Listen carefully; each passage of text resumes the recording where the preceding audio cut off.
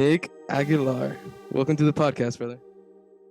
Thank you for having me. I'm excited.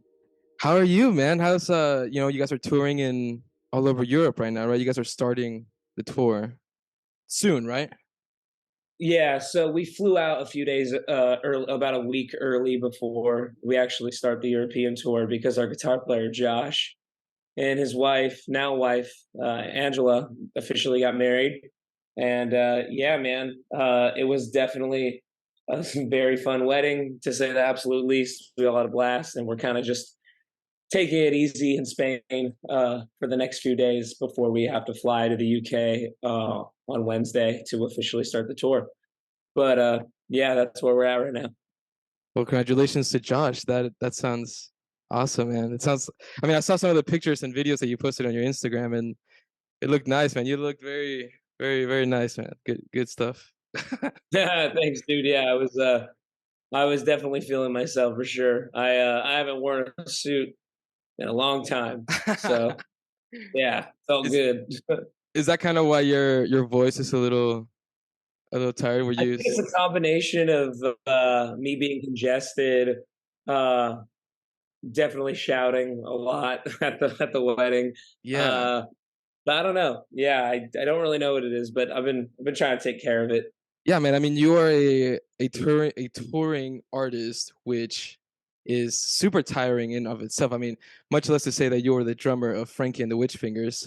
For those who don't know, it's a fantastic performance. I went to the show in Denton, and that's actually where I got this little puppy, monsters eating people, eating monsters. Oh yeah, word, awesome.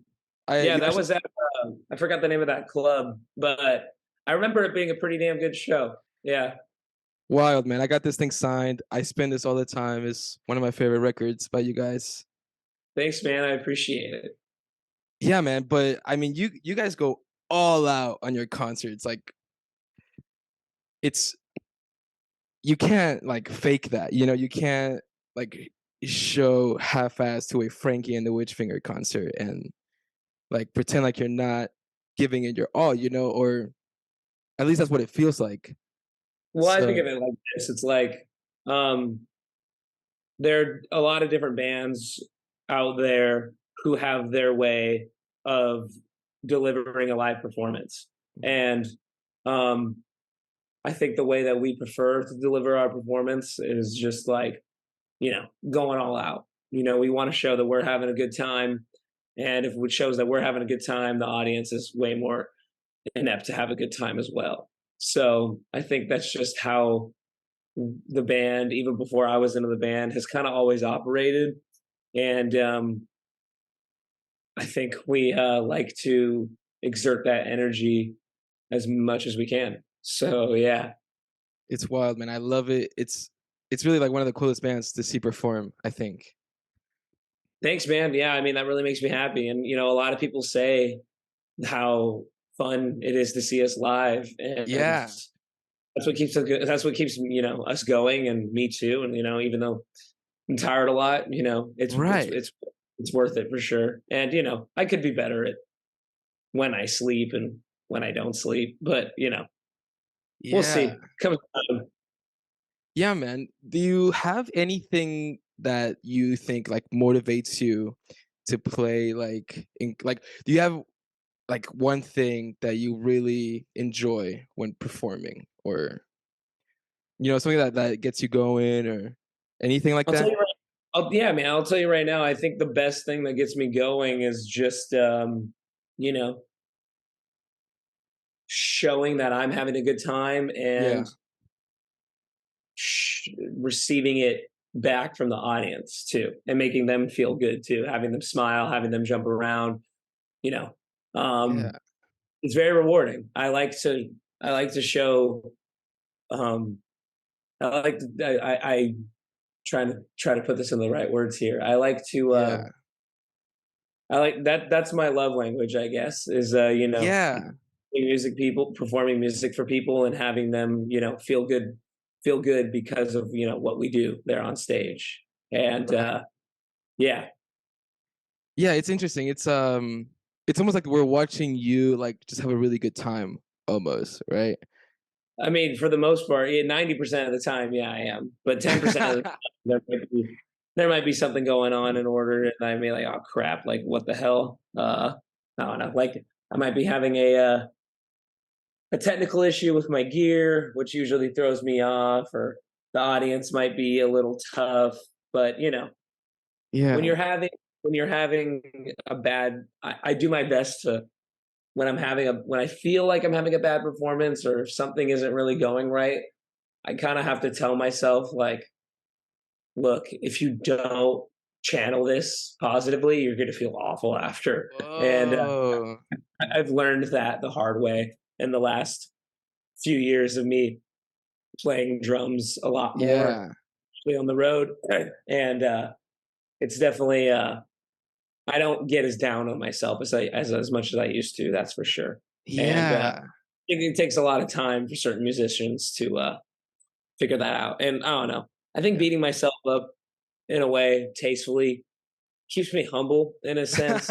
Obviously, like there's nothing worse than like feeling terrible about yourself either after a show, especially like even if you didn't do that bad, you Yeah. know. So Right, yeah. And but then there's also, like, the feeling of doing really good after a show. oh yeah, and then that's the best feeling ever after. You just feel Right. like kind of just feel like a king. Yeah, you know? yeah, yeah. You can't really get that feeling anywhere else.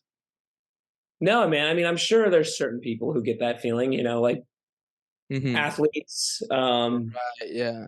um, I don't know. DJs.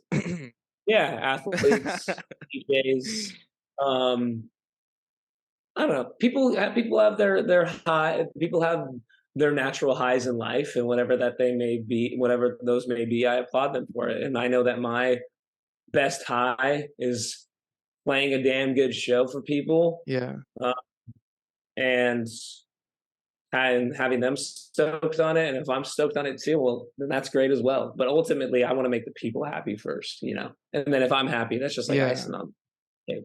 Yeah, man. That's interesting. I have heard, like, I mean, personally, in my experience, I realized that, I'll have, like, a lot of energy, and if I don't get that energy out, it'll manifest, it'll come out as something else that maybe I don't necessarily get to channel it as you were saying, because Yeah, man. it'll get channeled in another way, you know?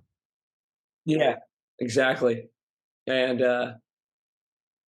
yeah, I mean, yeah, you pretty much took the words out of my mouth. Yeah, that's it, man.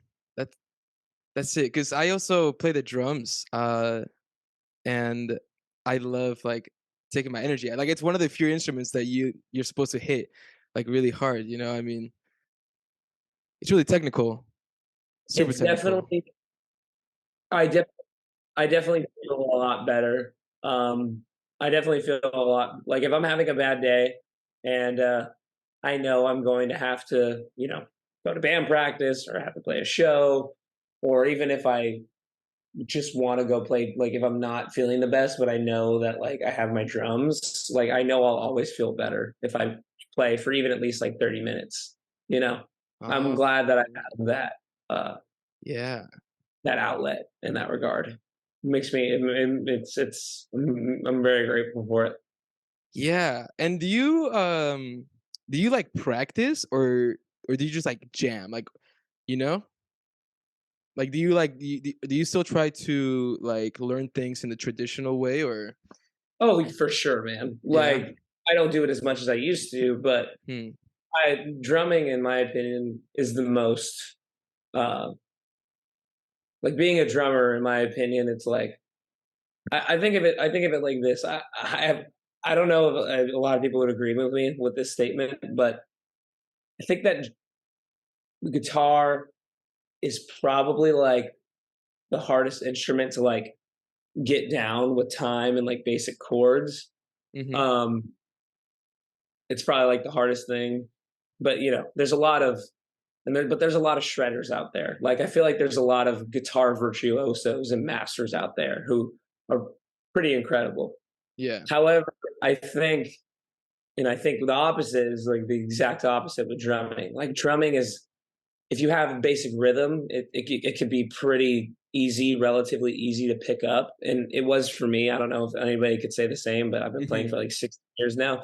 But I will say that I think it is the hardest instrument to master because I feel Yes. like it's because I study drums. Like the Oh. possibilities of what you can do with the drum kit is just insane. And Yeah, right. I know I'm going to be learning probably until I stop playing, which will probably be until the day I die. So Fair yeah, point. um, there's, Fair there's point. a there's a lot to learn for sure, and I'm still learning a lot. So yeah, Yeah. of course I jam with my band, of course I jam with other people, but of course, whenever I get the chance and the drive, I want to sit down and teach myself something new as Yeah. well, a new technique or a new rhythm or you know uh, Yeah. certain polyrhythmic patterns. There's a lot. It's like I said, it's endless. Yeah. Yeah, man. How I wanted to ask you about DJing because I know you DJ as well. Yeah. And and I think that is really cool, man. I know a lot of people, are DJs nowadays, you know? Oh, you said you feel like they're not.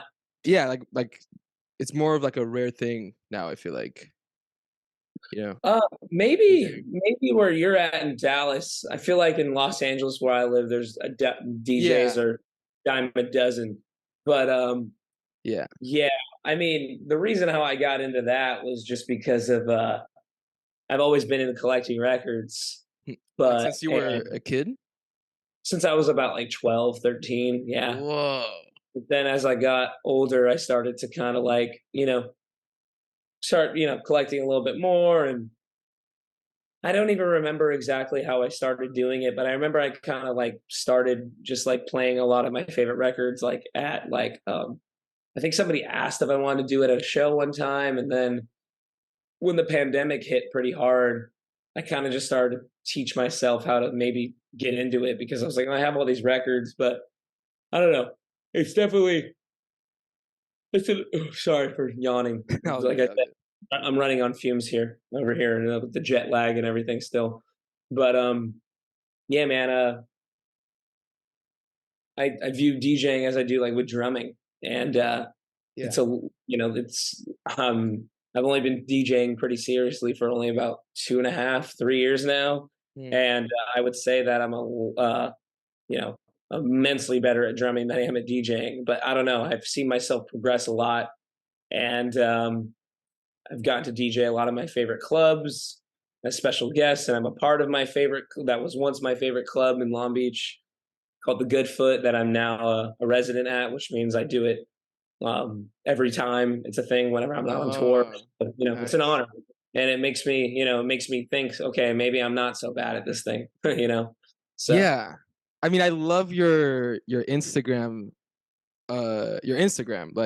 page. It is yeah, like it's one of my main sources of new music, man. I mean, I love listening to new music. And especially like the Stark Reality Room. I saw that you posted that. Such a good yeah, album. I just wanted to yeah, say. yeah. If I may ask, did you figure that? Did you discover that because of my me posting about it? No, man, I actually knew that album Oh, beforehand. good. No, good. I was gonna say like, um, it's definitely obscure and underground, but a lot of people do know about it because it is like highly sought after in the record world, and it's like one of the most expensive records that's gotten sold ever. And yeah, there's not Wow. really a lot of things, in my opinion, that sound like it. I really feel like it's its own thing. Yeah, totally. Because it has that like children vibe, right? Yeah, it's fucking it's like it's weird. I feel like I'm Yeah. listening to like, it's like kind of creepy and Yeah, like it is. I don't know.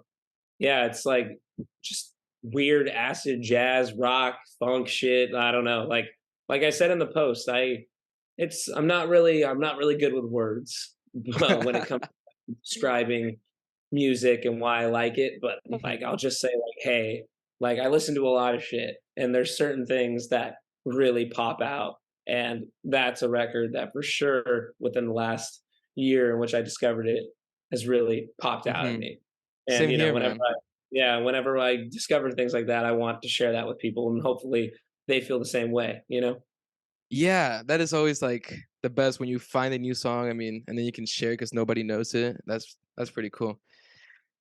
But how do you find new music? Like, what do you look for when you get into a record store? Like, what is the first thing that you do? You know, do you go to, like, the popular stuff?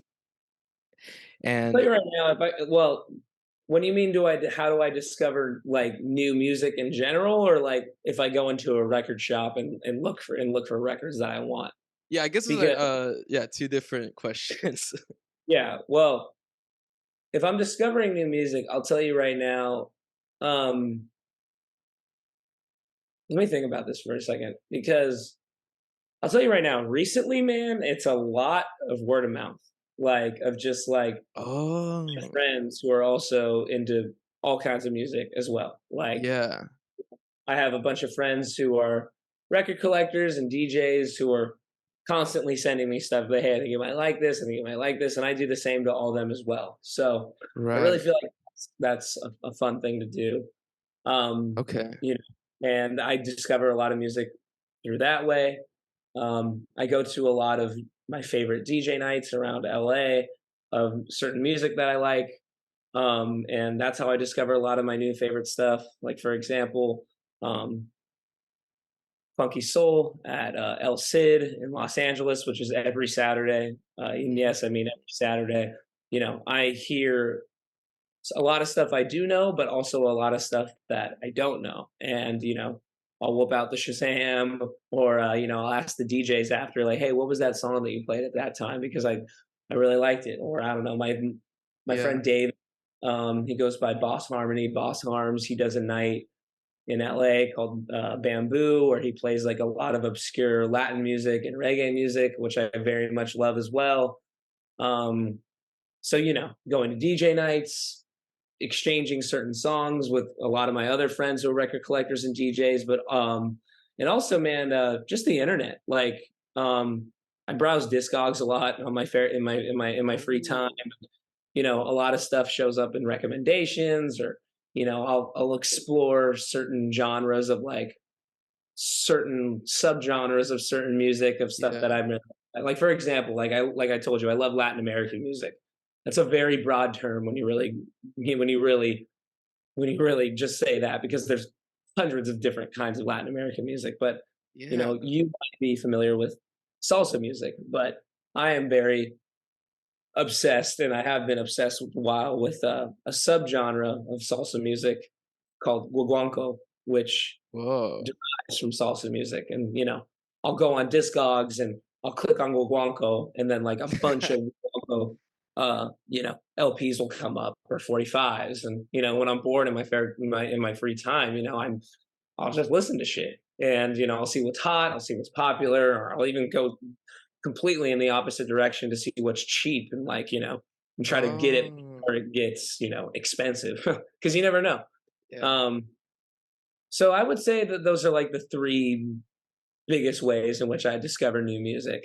Um, but I'll nice. tell you right now too, if I go into a record shop and I'm looking for stuff that, because I'll tell you right now too, if I'm going into a record shop, it's just I feel like my time is limited these days, so it's really hard for me to, you know, Mm, really dig like when I first got into. But yeah, when I first got into record collecting and DJing. But I'm going to a record shop these days. I'll always go to the new arrivals first, because yeah. that's where usually the new stuff comes in before it gets eaten up. Um, and then I'll usually check out the 45 section to see if there's anything decent. Oh, Um, and then after that, I'll probably go to like the world section. You know, check out Africa, check nice. check out Colombia, check out Brazil. I don't know if there's like a Fania record section or like a Disco Fuentes record section. I'll be really into that as well. Jazz, then probably like funk and soul. Mhm. Um, it really all depends, man. It really just kind of depends what I'm really into at the time. Hopefully, I get to do some digging around while I'm here in Europe, because there's a lot of great record shops over here, especially in France Really? and the UK as well. Whoa. Yeah, man, because you used to work at a record store, right? Or am I? I still do Oh, technically. you still do? I'm still technically employed at 2 record shops Wow. in Long Beach, but, I just can't work right now when I'm in town. I mean, when I'm out of town, but whenever I'm in town, I kinda always have, a couple part-time gigs that I very much enjoy as well. So, and that's another way how I discover a lot of new music too. I can't believe I didn't think of that. Maybe this wasn't the best day to do this, but I am enjoying this, and I think I'm just, a little bit tired and, but yeah, working at a record shop too definitely helps me discover new music all Whoa. the time, all the time, all the time. Yeah. Nice, man. Well, I guess that could bring me to my next question, which is, who's your favorite drummer of all time? Um, Is that too big of a question? You can give me top I, 3 if you no, want. man, I don't really think it's a too big of a question because I'll tell you right now, my brain always goes to George Hurley, the drummer of the Minutemen. Oh, Um, okay. and to those who may be unfamiliar with the Minutemen, they were a band that's formed, I believe, in 1980 in San Pedro, California, in the town which I'm born and raised in and still live at, actually. And, when I was 5 years old, I fell in love with music from my dad. And when I was, 12 years old, that's when I discovered punk rock. And then I went down the rabbit hole with getting into my own, with everything that I was discovering on my own. And one of those first bands I discovered on my own was the Minutemen. And when I discovered the Minutemen, I really fell in love with the drummer, George Hurley, and his drumming. And his, like, he was a great rock drummer, but he could also play really fast and he was playing really jazzy and funky. And, it kind of like opened my mind into how I wanted to play the drums. And I really feel like to this day, he still is like my number one influence and who I channel and I guess try to emulate. And I highly recommend listening to the record Double Nickels on the Dime to all listeners who may or may not be familiar with it because it's a record that truly changed my life and it's still probably my all-time favorite record for many reasons. But so yeah, Wow. And then, how long did you say you were playing the drums for again? You said I've been 16? playing for 16 years now. I started when I was 10 Okay. and I am 20. I just turned 26. So yeah, roughly 16 years, more or less. And was that the first instrument that you played? Yeah, well, I picked up the guitar when I was 8 that my grandma got me, like, kind of like a toy, but like a starter guitar, and I kinda just didn't really. I don't know, man, it's hard to remember what things were like when I was 8 years old, but it just didn't enough. But drumming was essentially Drumming where was I think I because I knew I liked music, and I knew I wanted to eventually play something, but it was drumming where I was like, "Yo, I like this. I really right. like this." Yeah. Nice, man. And how did you get the opportunity to start playing with Frankie and the Witchfingers? Like, how did that opportunity present itself to you?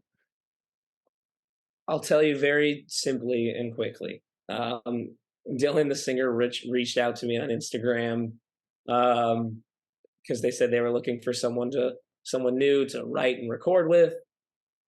A week later, we met up. We jammed at our rehearsal space, which is now out there at the time rehearsal space, but now I guess I could say it's ours.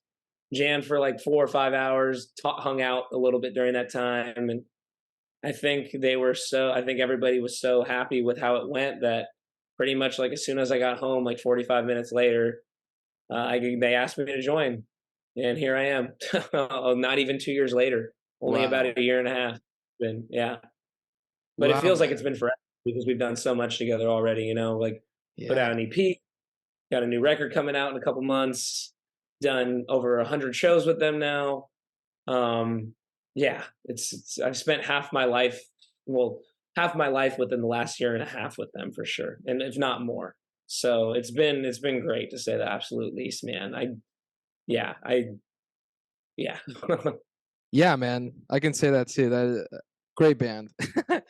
But what are some other bands that you've been involved with as well before Frankie? In the last few years of my life, I would say that the most notable bands that I played with that I would say that I at least have something to show for would be my first band ever called Law, which is not a thing anymore. LAW, the Mm. last record that we put out. And honestly, the only record that I'm truly proud of was a record that came out earlier this year called Lawful Evil. Ooh. Um, I'm very proud of that album, despite all of the, the drawbacks that led up to us splitting and everything. Very proud of that record. I also played in a band called Neighborhood Brats for many years, a punk rock and roll band based out of San Francisco and then Long Beach, California, where I'm very close to. I put out a record with them called Confines of Life, that came out in 2020. Holy crap, 2021? Yeah, 2021. And Wow. yeah, very, very, very proud of that record. Very proud of that record.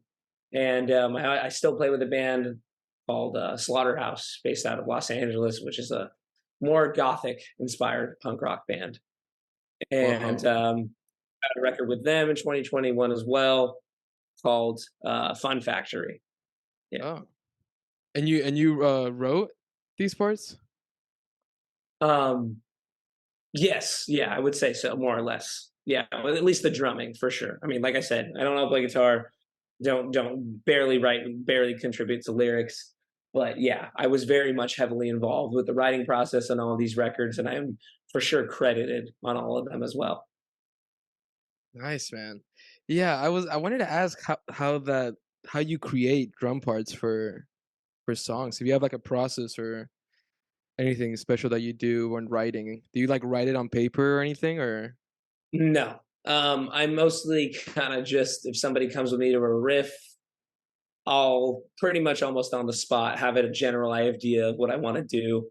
And if I immediately like it, I immediately like it. If I don't immediately like it, we'll demo it and then I'll take it home with me and listen back to it. And then I'll try to be like, okay, what's something that I could do that can make it better? But I hardly ever really write out drum parts unless it's something really complicated and I really need to like visualize it, if that makes any sense. Yeah. Yeah, it does, man. I mean, that's what I do as well whenever I play the drums. But yeah, man, I mean, do you have a few more minutes for another question? Yeah, yeah, sure. I got probably time for one more. I think they're cooking dinner right now. Oh So, man. yeah, I am starting to Okay. get pretty Okay. hungry actually. Oh yeah? How's the food over there, man? You eating snails and stuff? No, that comes in France. I've actually never had escargot. No, Spanish food is like a lot of bread and cured meats and a lot of fried stuff. But I don't know. It's weird, but it is really delicious. It is delicious. The Spanish food is fantastic, to say the least. Yeah. Okay, man. So here's the my question. Yeah. You know, Frankie and the Witch Fingers, super psychedelic, I would say, right? The art, I mean, I don't know how else I could describe it, man. So I It's guess a my fitting yeah. at this point. So I guess my question is, what do you think about the psychedelic music scene? If anything, man, if I'm being real, I think it's helping revitalize rock and roll. Like I help it. I think it is a beautiful thing. I think when I think about it, it's like the last psychedelic and or psychedelic adjacent. Um, Anything that's psychedelic or psychedelic adjacent is what is packing out huge venues at this point. And of course, my mind does go to King Gizzard and the Lizard Wizard. I mean, a band like that Mm, is, selling out huge venues like Red Rocks, and I could see them playing. I think they're doing the Hollywood Bowl, and like I think a yeah, band like that can be that big is very influential to a lot of bands who are playing not just psychedelic music, but rock and roll in general, and anything yeah, that's like related to rock and roll whatsoever. yeah, man. Have you guys ever thought about doing something with King Gizzard? That would be amazing, I think. Like a collaborative song or like a tour. Yeah, maybe like a tour or something, maybe a song, Well, I mean, of anything. course. I mean, we just haven't gotten that offer yet, and it's not like Wow. who knows if we ever will. Like they probably, I don't know. Who knows if they even know that we exist? Yeah, man. I love that band. I love you guys' band. I think it would make a good mix. I think so too. And I have one question from Nico. He's a friend of mine who says hi. He was also at the concert, and we were wondering if you were willing to share anything about the latest teaser that y'all posted about June 14. Um, I'll say this: you could find out in a couple days. Awesome, man. All right. Well, where can people find you, Nick? If people want to reach On out and stuff. Instagram, mostly on Instagram, and my handle's Nick Guy One. I'm also I don't really have a website or anything, but yeah, I mean, I would say the Instagram is the best way to keep up with what I'm doing with my bands and DJing and whatever else that I might be up to. You know, Yeah, man. Well, thank you so much for meeting with me and talking, man. I really appreciated it. dude. Yeah, Eric, of course. It was my pleasure. I hope you enjoyed it, and thanks for having me. Thank you, man. Everything to find you will be in the description. Check out Frankie and the Witch Fingers, amazing band. And thank you, man. Once again. Thanks, Eric. I appreciate it. Of course, man. Enjoy the rest of your big little vacation. Thank you. All right, man.